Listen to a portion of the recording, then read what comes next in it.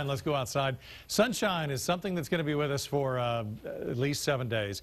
We already have a ridge of high pressure that's settled in over the state. We have drying conditions out there. The soil moisture levels are way down.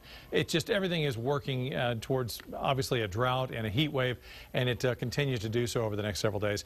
My concern is this. I'm going to tell you about temperatures that go in the next 7 days. Our 7-day forecast is going to have temperatures that go to 103, 104, even 105 as a possibility. My concern is this. Does it get hotter the following week? Is it the same the following week? Or do we get a break the following week? Because we start to see temperatures like that for an extended period of time. Cars start to fail. Air conditioners fail, both in your home and your car. We start getting into an expensive situation, and we start really needing to look around, make sure everybody has adequate means to keep cool just because it is getting to that extreme. It's a serious situation. 360 Tower Cam. Wanted to point that out, and also wanted to point out on our website at KXAN.com under the weather tab, the weather blog. Jim updated the weather blog last night with a story. It's kind of interesting. Well, it's not kind of, it is interesting. Is Austin becoming Lubbock?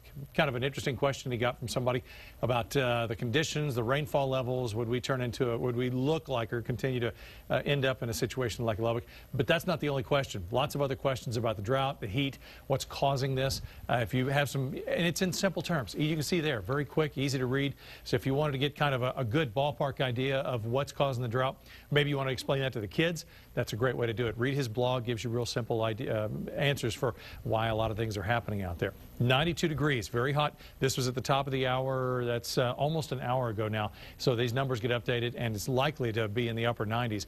I'm going to guess 96, 97 for the temperature that we get here in a little while. Light breeze out of the south at 6 miles per hour, humidity at 52%.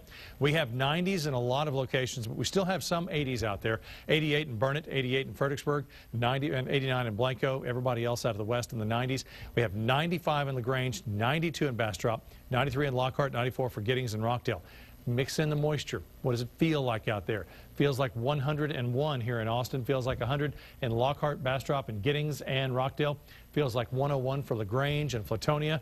Out in the hill country, not as hot. 92 is what it feels like in Fredericksburg, 95 in Mason. But statewide, it is obviously heating up, and these temperatures move north. In fact, you can see that dark reds stretching all the way to the northeast. They are looking at very extreme heat. For them, it's even more extreme because it's not something that they normally have air conditioners for. They don't have this weather typically, so they deal with the heat a little differently. We certainly have air conditioners everywhere you go and in cars. It's not so the case up north.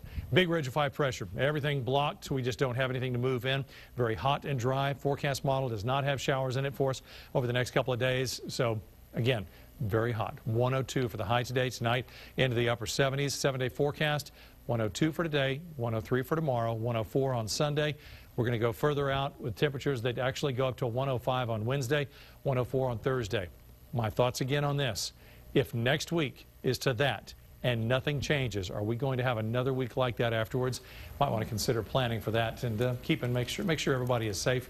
And if you can help out, familyeldercare.org.